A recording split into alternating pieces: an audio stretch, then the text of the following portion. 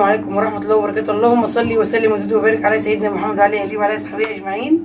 وحشتوني خالص في الفيديو اللي فات وتعالوا طبعا النهارده انا هشارككم النهارده في روتين جديد ويوم جديد، وكل سنة وانتم طيبين وبعود عليكم الأيام بإذن الله، وتكونوا بإذن الله بخير وصحة وسلامة وراحة بال وجبر خاطر رب العالمين. تعالوا بقى النهارده شوف النهارده انا كنت جايبه تفريزات رمضان. تفريزات رمضان باذن الله وتخزين رمضان برضو. حاجات المهمه اللي هي الاساسيه في البيت يا بنات. احنا قلنا لماما ان احنا عايزين مثلا حاجات زي كده، ان احنا طبعا احنا دي اساسيات البيت. طبعا هم عارفين في رمضان الوقت ضيق علينا كلنا، فلازم كل حاجه تبقى تحت ايدك. مثلا يعني ايام رمضان بتبقى اليوم قصير، وزي ما انتم عارفين بقى كل حاجه لازم تبقى تحت ايدينا يا بنات. فده اللي احنا عملناه. احنا جبنا بطاطس وجبنا رز وجبنا بردك اللي هي حاجات كتير يعني. فان شاء الله خليكم معانا وهنوريكم حاجه. اول حاجه دي البطاطس. احنا جبناها من السوق، بس قلنا البطاطس دي يا بنات لا اللي هي البطاطس الحلوه يعني بتاعت تعملوا كده. دي جميله جدا يا بنات.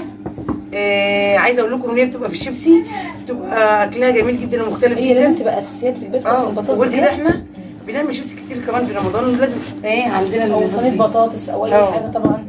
فدي اصلا من اساسيات البيت، فلازم تيجي احنا بنحطها على صينيه يا بنات او اي حاجه عندنا واسعه زي كده عشان ما تبقاش على بعضها، عشان ما تبصش وكده. البطاطس جميله جدا وفي التعمير بتبقى حلو برضه. احنا بنوريهم حياتنا البسيطه خالص. هي دي حياتنا والله. بس بدل ما تشتري كل يوم فبتشتري مثلا مره واحده الكميه بتاعتك عشان تبقى تحت ايدك، بحيث مثلا لو غلت، لو مثلا حصل لك حاجه ولا كده ظروف انت ما معكيش وكده، يكون الخزين معاكي في البيت. فطبعا انتوا عارفين ان احنا كل الناس كلها ظروفها على قدها، احنا وانتوا كلنا الحمد لله يعني. بس الحمد لله بنقول الحمد لله. فاحنا بنجيبها ونخزنها زي ما انتوا شايفين كده. بس ديت عايزه بصوا يعني، هي عايزه حاجه كمان، عايزه حاجه واسعه كمان يعني، اوسع من كده. بس احنا على قد ما الصينيه دي هتاخد هنفرز فيها ان شاء الله كده اهو. خليكم بقى طبعا يعني نفردها عشان خليكم طبعا معايا في الفيديو وشوفوا احنا بنعمل فيها بحيث اللي عندها كميه زي كده يا بنات تفردها.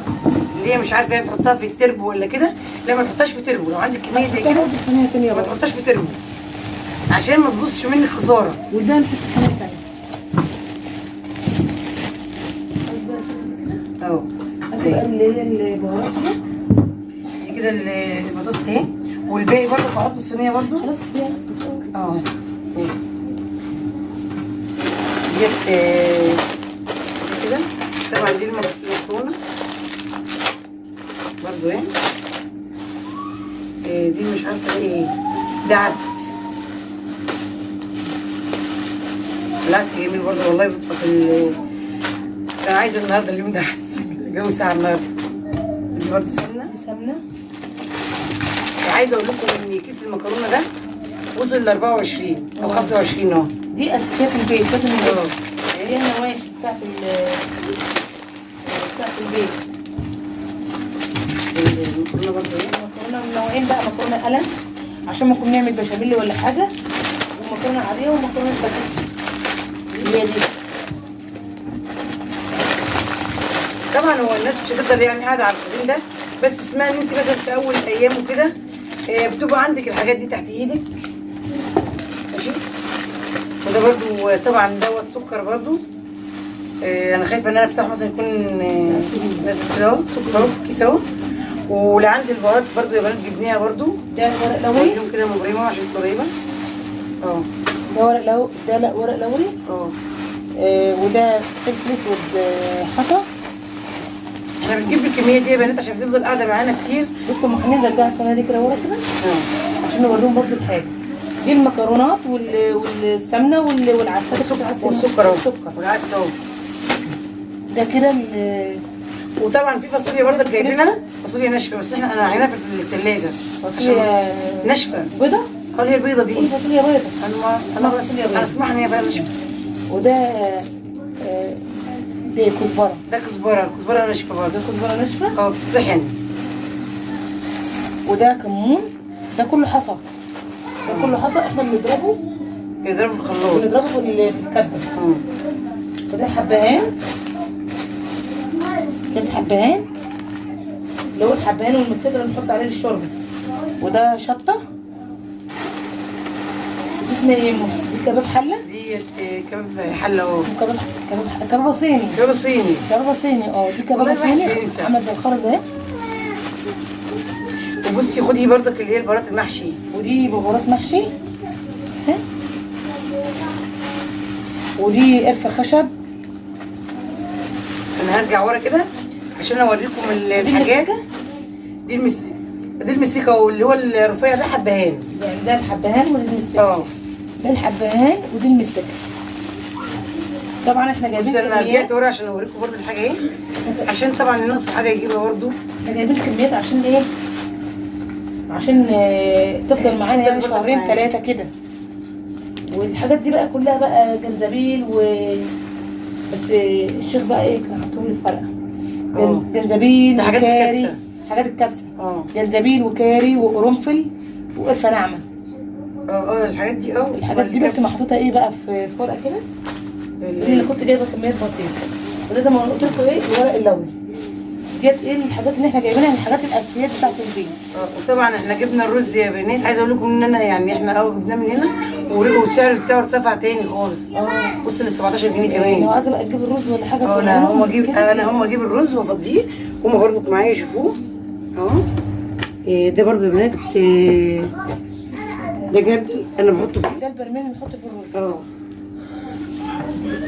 بصي الشكر ده عايز تفتح كده. فين اللي معاك السكينه ولا المقص؟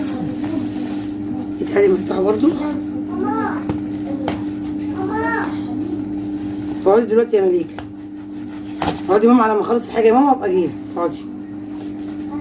اقعدي دلوقتي يا مليكه. الشكاره مربوطه جامد. قطعها بالعرض. زمان قطعتها كده يعني؟ كده.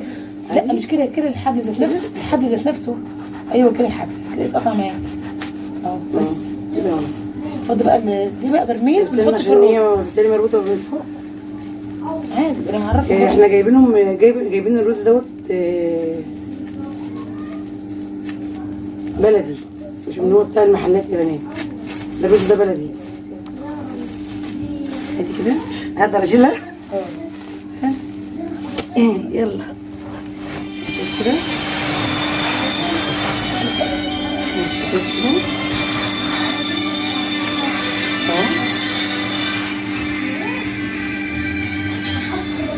مين اللي بيرن؟ بصوا الرز ده الرز والحاجه بقى لنا ايه. دي بقى كان مشتريات بقى رمضان في جنب بعض كده. هنا اهو. دي بقى المشتريات اللي احنا بنجيبها اللي هو البطاطس والبهارات والمكرونه والسمنه والرز. دي بقى المشتريات اللي احنا بنقول لكم عليها.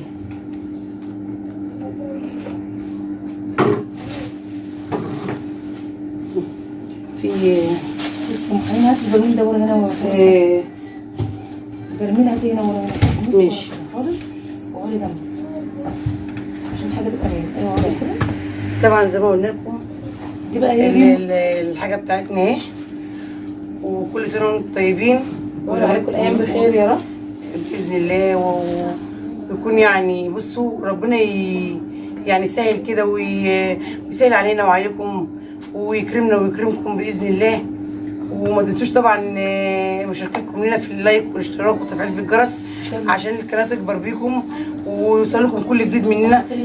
على وعسى برضك ممكن مثلا اللي عايز تعمل حاجه برضك تعملها زينا. اللي مثلا ما جابتش حاجه ربنا يكرمها. ربنا يكرمها يا رب ويفتح عليها من اوزع الابواب وتجيب برضك حاجتها. وزي ما انتم شايفين كده احنا اهو. ودمتم بخير واشوفكم على خير والسلام عليكم ورحمه الله وبركاته. واسيبكم في رعايه الله وحفظه. مع السلامه. مع السلامه.